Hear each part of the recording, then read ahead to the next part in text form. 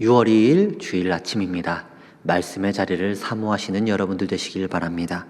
찬송가 430장 함께 찬양하시겠습니다.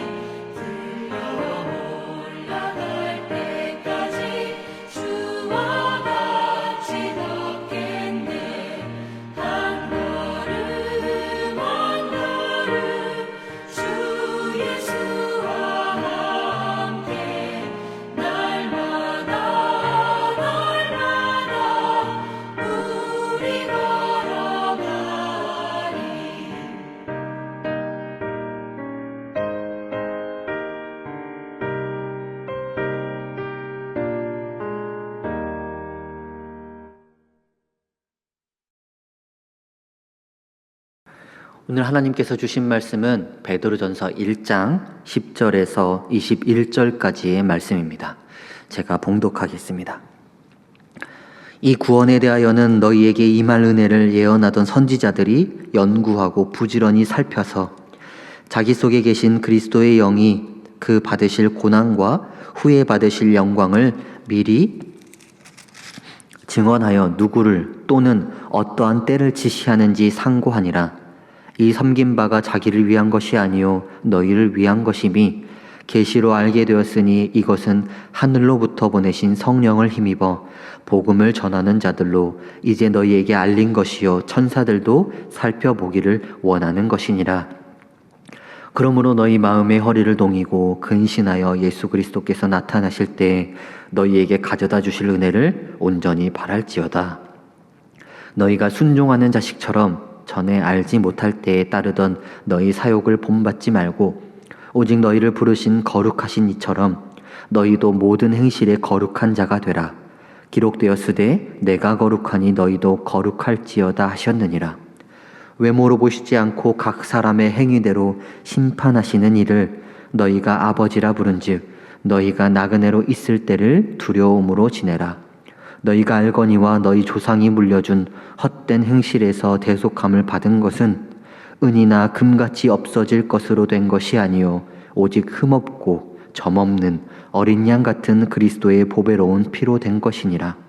그는 창세 전부터 미리 알린 바 되시니나 이 말세에 너희를 위하여 나타나신 바 되었으니 너희는 그를 죽은 자 가운데서 살리시고 영광을 주신 하나님을 그리스도로 말미암아 믿는 자니 너희 믿음과 소망이 하나님께 있게 하셨느니라.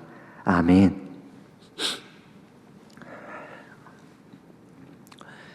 그리스도인 되었다는 것은 어떤 의미를 가지고 있을까요?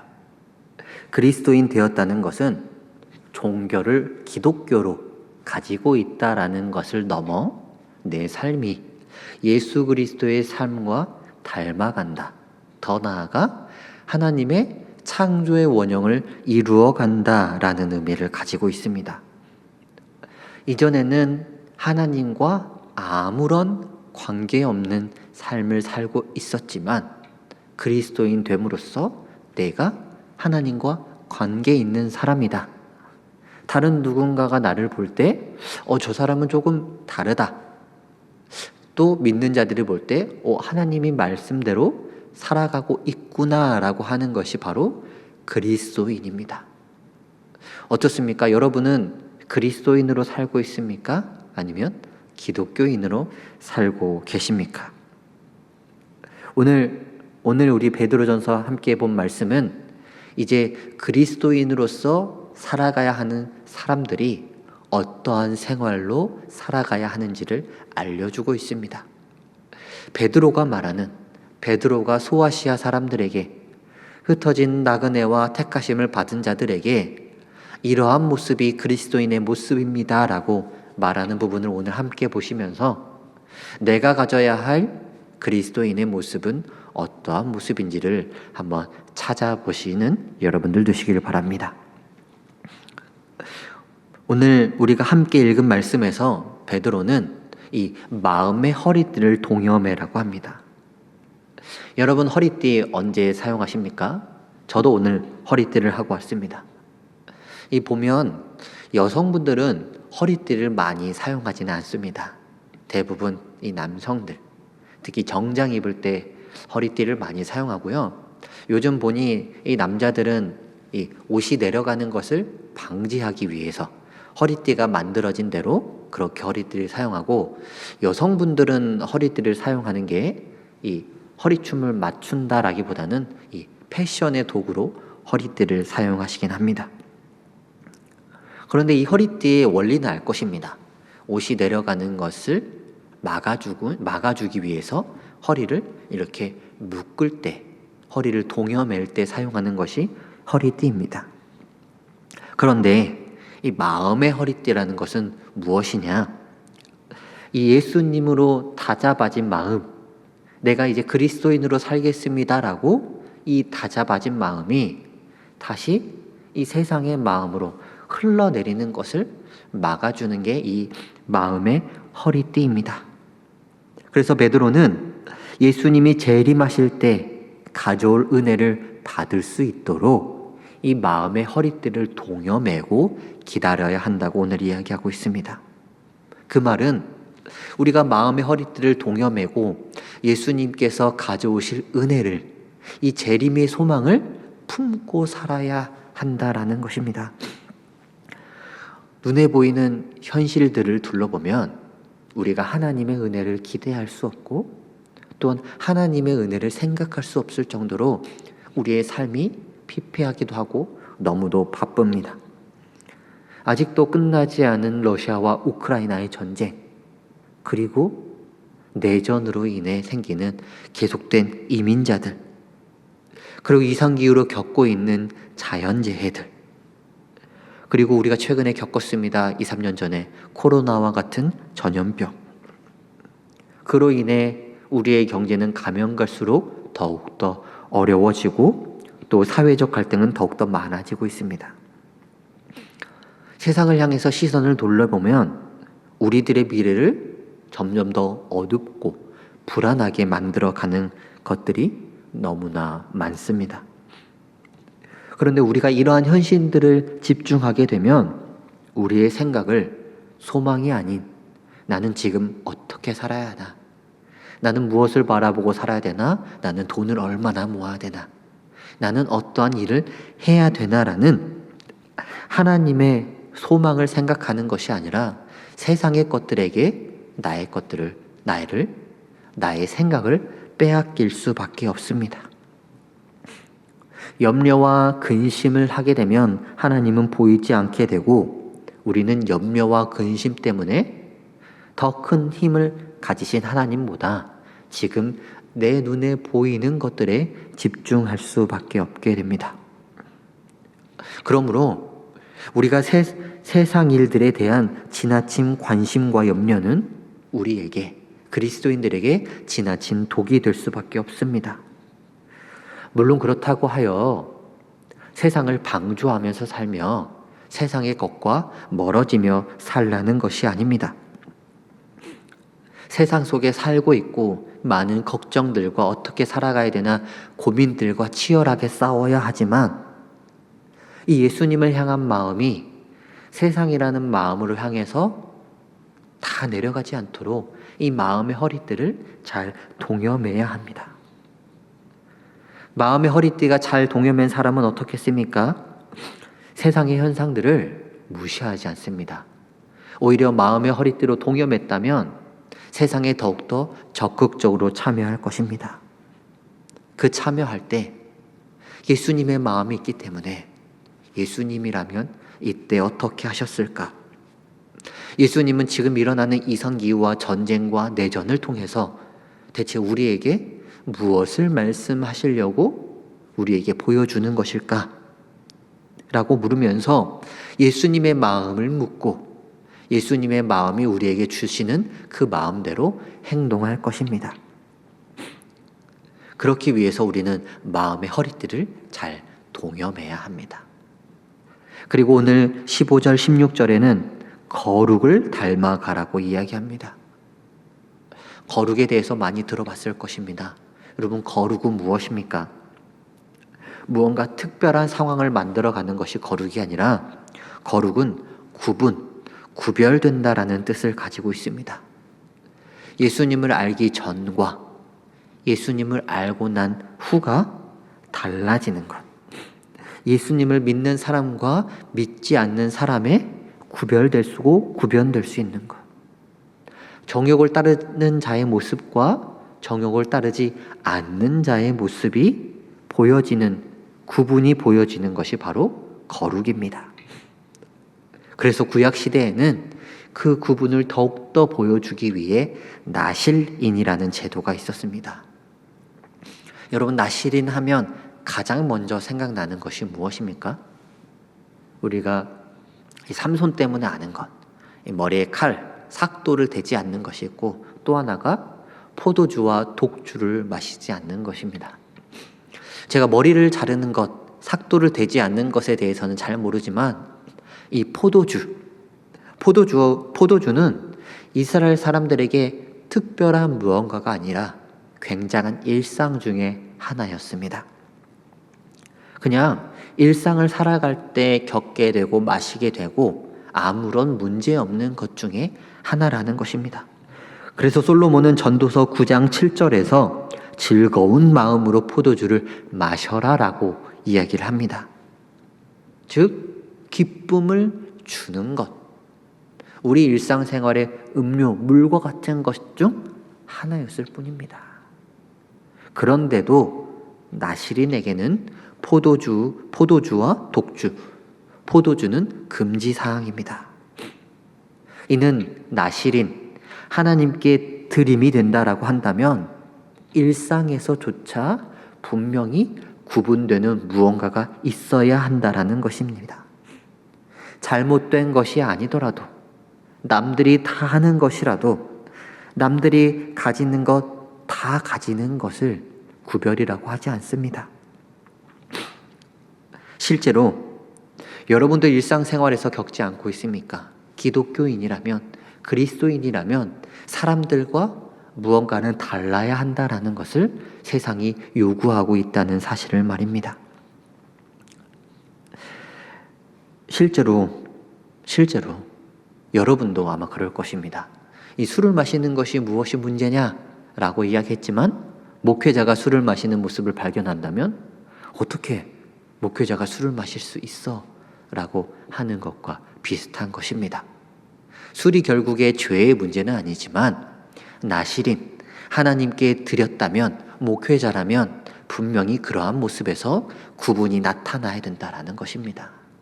오늘 성경은 그것을 이야기하며 거룩하라라고 이야기합니다. 하나님께서 거룩하니 너희도 거룩하라. 예수님이 오신 이후에 이제 우리 모두는 하나님께 드려지는 나실인입니다. 오직 흠없고 점없는 어린 양 같은 예수 그리스도의 보배로운 피로 구별된 나실인입니다. 그러므로 우리는 구원의 목적에 맞는 거룩한 삶을 살아가야 합니다. 아직 예수 그리스도의 보배로운 피를 경험한 사람과 아직 그 피를 경험하지 못한 사람, 그 피를 맛본 자와 맛보지 못한 자에게는 분명한 차이가 드러나야 되고, 그러한 차이를 드러내는 것이 바로 거룩의 삶이라고 오늘 성경은 이야기하고 있습니다. 그러기 위해서 우리는 가장 먼저 채우려는 마음보다 자족하고 감사하는 마음이 필요합니다. 인간의 욕심에 끝이 있겠습니까? 사람이 앉으면 기대고 싶고, 기대면 눕고 싶은 게 사람의 마음입니다. 여러분 그렇지 않습니까? 가지면 더 가지고 싶었지 남들보다 덜 가진다, 이 정도에서 만족한다라는 마음을 가지기는 쉽지 않습니다.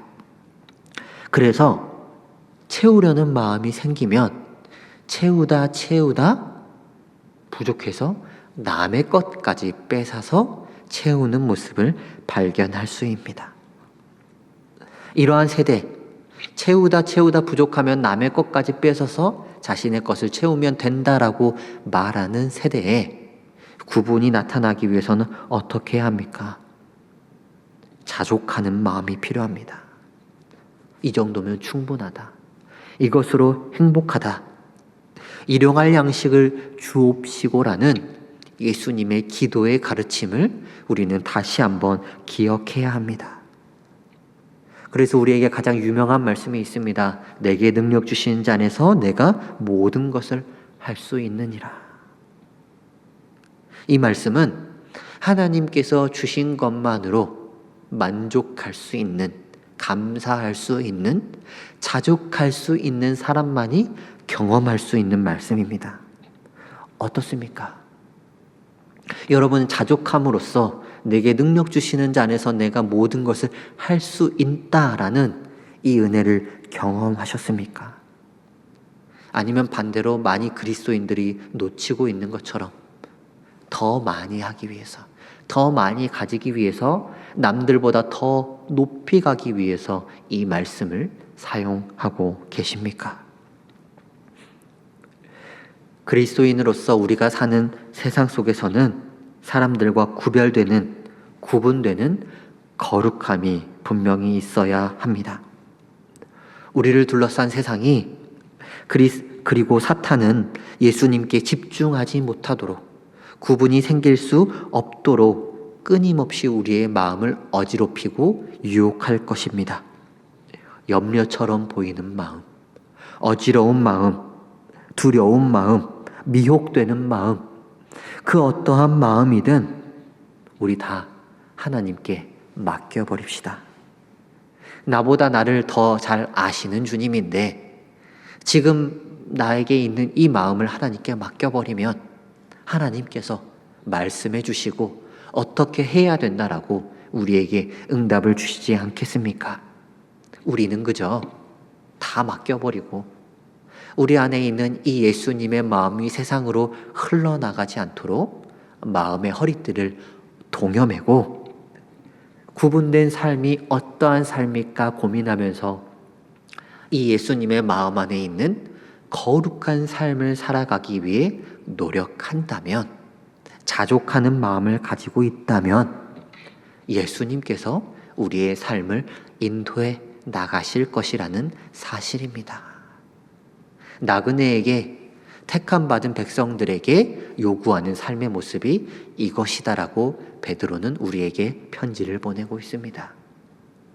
오늘 말씀을 듣는 여러분의 삶, 또한 오늘 주일 예배를 통해서 하나님을 만나실 때 이 예수님의 마음을 더욱더 가득 채우고 허리띠를 동여매야겠다라는 다짐과 함께 오늘 말씀을 들은 나는 세상 속에서 어떻게 거룩한 모습을 보일 수 있을까 고민하며 예수님을 따라 살아가는 그리스도인의 모습을 살아가는 여러분들 되시길 주님의 이름으로 소망합니다.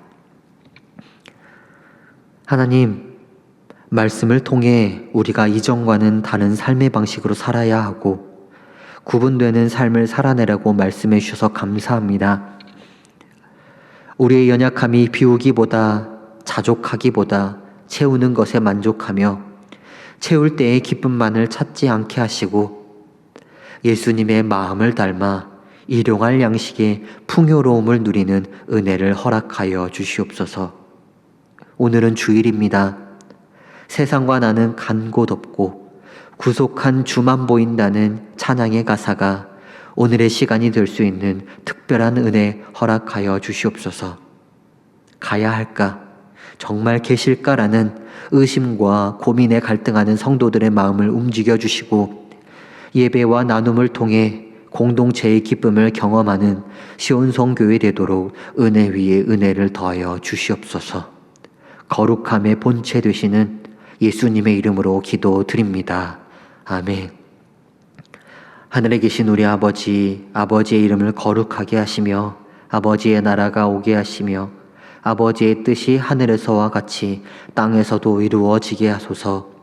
오늘 우리에게 일용할 양식을 주시고 우리가 우리에게 잘못한 사람을 용서하여 준 것 같이 우리 죄를 용서하여 주시고 우리를 시험에 빠지지 않게 하시고 악에서 구하소서. 나라와 권능과 영광이 영원히 아버지의 것입니다. 아멘.